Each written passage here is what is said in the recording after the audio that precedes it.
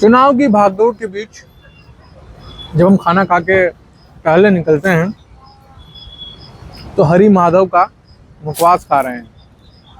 बेहद ताजगी महसूस हो रही है और इन दिनों बाजार में खूब चल रहा है। मगर सियासत में इन दिनों दोनों पार्टियों में अलग अलग ताजगी की स्थिति बन गई है। जहां बीजेपी में गुलाब चंद कटारिया के विरोधी खेमे में मांगीलाल जोशी के आने को लेकर ताजगी भरा चेहरा, ताजगी भरा माहौल नजर आता है, तो कांग्रेस में ताराचंद मीणा के उस लेवल पर परफॉर्मेंस के नहीं होने से और जो मौजूदा संगठन है उसकी असक्रियता से लोगों में खामोशी है। एक तरफ ताजगी है, एक तरफ खामोशी है, लेकिन ये हरी माधव है और इसका जब मैं मुखवास खा रहा हूँ चंदन मिक्स वाला फ्लेवर तो काफ़ी अच्छा फील हो रहा है। लेकिन क्या कांग्रेस में इतना अच्छा फील लोगों को हो रहा है?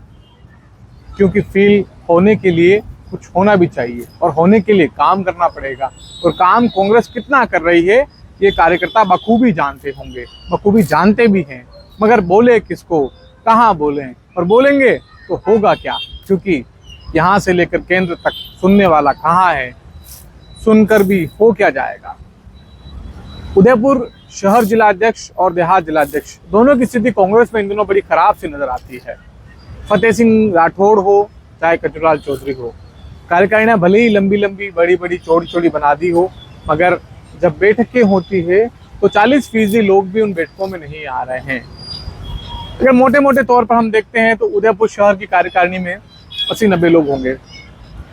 ओवरऑल जिस तरह से महिला कांग्रेस, यूथ कांग्रेस, दूसरे जो सहायक संगठन हैं कांग्रेस के, उन सब की कार्यकारिणी को मिलाते हैं तो उदयपुर शहर में 300 से 400 लोग होते होंगे। अनुमानित तौर पर मैं बोल रहा हूँ, एग्जैक्ट डेटा मुझे भी याद नहीं है। इन लोगों को अगर काम पे लगाया जाए तो ये कितना काम कर सकते हैं, मगर काम कोई भी नहीं कर रहा। कारण एक कि जो हताशा का माहौल कांग्रेस में है, जो हताशा का माहौल इन पदाधिकारियों से, उन कार्यकर्ताओं का है, उन छोटे पदाधिकारियों का हो, उन सहायक पदाधिकारियों का है, इस वजह से वे अपने आप को असहज फील करते हैं। यही स्थिति कांग्रेस की देहात में भी नजर आती है। आमतौर पर कांग्रेस के चुनावों पर हम नजर डालते हैं तो पहले कांग्रेस 2-2 पंचायतों पर एक बैठक रखती थी। सांसद के चुनाव में यानी लोकसभा के चुनाव में, रघुवीर मीणा के चुनाव हो या जो भी पहले कांग्रेस के प्रचार किया करते थे वो ये बताते हैं। लेकिन इस बार ताराचंद मीणा ऊपर ऊपर से यानी हवाई प्रचार कहीं न कहीं करते नजर आ रहे हैं, वो भी कार्यकर्ताओं के बीच। यानी मंडल वाइज बैठक हो रही है। जब मंडल वाइज बैठक होगी तो 7 से 8 पंचायतों के बीच एक बैठक होती है और वहां पर संख्या होती है 40 से 45 लोगों की। यानी अगर कांग्रेस की बैठक हो रही है तो वहां पर समस्त पदाधिकारी भी हाजिर नहीं हो रहे हैं। पदाधिकारियों की मुख्य कार्यकारिणी अगर हम देखते हैं तो वो भी वहां पर नहीं आ रहे हैं। आते हैं तो वही लोग जिन्हें कांग्रेस से बहुत ज़्यादा अपेक्षाएं हैं और किन्हीं कारणों से उन्हें आना पड़ रहा है, वरना कांग्रेस के पदाधिकारी इन दिनों बिल्कुल दिलचस्पी कांग्रेस के इस चुनाव में नहीं लेना चाहते। हालांकि जानकार ये भी बताते हैं कि जो लोग आ रहे हैं उनके पीछे भी कहीं न कहीं इकोनॉमिक मैनेजमेंट एक बड़ा कारण है। इस वजह से वे इन दिनों कांग्रेस की मीटिंगों में आ रहे हैं ताकि आने वाले दिनों में जब बंटवारा होगा तो कुछ उनके हिस्से में भी बंटकर आए। अब इसका ठीकरा किसके माथे फोड़ा जाए? कांग्रेस के तमाम पुराने पदाधिकारियों इस बारे में हम बात करते हैं तो वे बताते हैं कि जिस तरीके से उदयपुर शहर में फतेह सिंह राठौड़ और कचुराल चौधरी के नेतृत्व में कांग्रेस चल रही है, वहां पर ऐसा लगता है बरसों बाद कि उनका मोह भंग हो गया है। कार्यकर्ताओं का जिलाध्यक्षों से मोह भंग हो गया है। कोई बैठकों में नहीं आना चाहता, कोई प्रचार नहीं करना चाहता। दयाराम परमार पहले नाराज हो गए थे, ताराचंद मीणा के टिकट के वक्त की बात मैं बता रहा हूँ, लेकिन बाद में उन्हें समझाया गया, मनाया गया और जिस तरह से वो आ रहे हैं। कांग्रेस की इंटरनल रिपोर्ट ये है कि खेरवाड़ा को छोड़कर तमाम इलाकों में कांग्रेसी कार्यकर्ता काम नहीं कर रहे हैं, बल्कि पूरी तरह से वहां पर कांग्रेस पिछड़ने वाली है। बाप ने आज नामांकन नहीं लिया, यानी उदयपुर लोकसभा से आंटों के आंटों प्रत्याशी चुनाव लड़ेंगे। बाप से प्रकाश चंद लड़ेंगे, कांग्रेस से ताराचंद लड़ेंगे। जहां ताराचंद मीणा और कांग्रेस इतने दिनों से कह रही थी कि आने वाले दिनों में बीएपी यानी भारतीय आदिवासी पार्टी के साथ हमारा टाई अप हो जाएगा, गठबंधन हो जाएगा और हम दोनों मिलकर इस बार बीजेपी को धूल चटाएंगे, मगर धूल चटाते चटाते बीच में वो लोग कहीं अटक गए और अटकते अटकते एक प्रत्याशी बांसवाड़ा में गायब हो जाता है। यानी बांसवाड़ा सीट पर जो प्रत्याशी है वो गायब हो गया। नामांकन के लिए कांग्रेस प्रयास करती रही, उन्हें ढूंढती रही, फोन स्विच ऑफ आया, घरों पे ढूंढा, उनके ठिकानों पर ढूंढा, मगर नहीं मिला।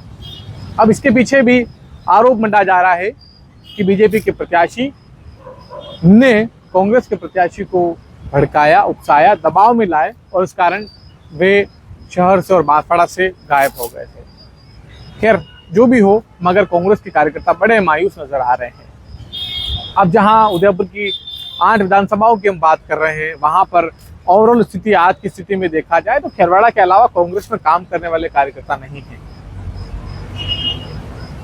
सबसे ज्यादा कमजोर साबित हो रही है उदयपुर ग्रामीण में। दिखाने को विवेक कटारा आते हैं, मगर कुछ देर के लिए आते हैं। मंडलों की मीटिंग हो रही है, 1.5 दर्जन लोग इकट्ठा हो रहे हैं और कहा जा रहा है कि हमारे समर्थकों के पास अभी वक्त कम है, चुनाव का टाइमिंग ठीक नहीं है, अगर ऐसे क्या कहा जाए।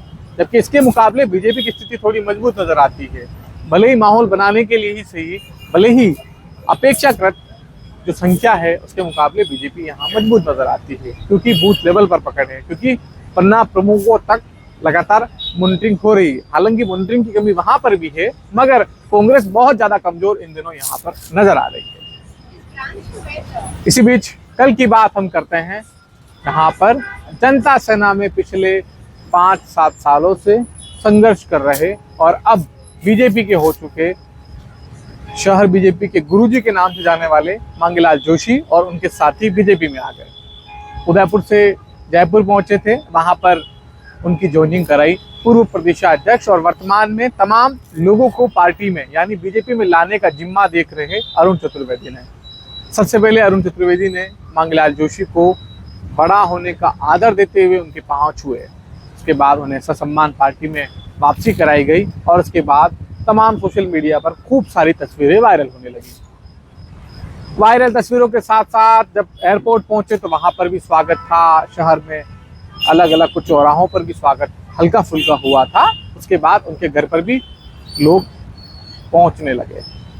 मैं मुखवास की बात इसलिए भी कर रहा था, हरि माधव के इस मुखवास की बात करनी इसलिए भी जरूरी थी क्योंकि वे लोग जो गुलाब चंद कटारिया से कहीं न कहीं किसी न किसी तरह से खिलाफत करना चाहते हैं या खुलकर बोलना चाहते हैं, मगर उनका एक तरफा राज या दबदबा देखकर बोलने से बचते हैं, वे बड़ी ताजगी महसूस कर रहे थे।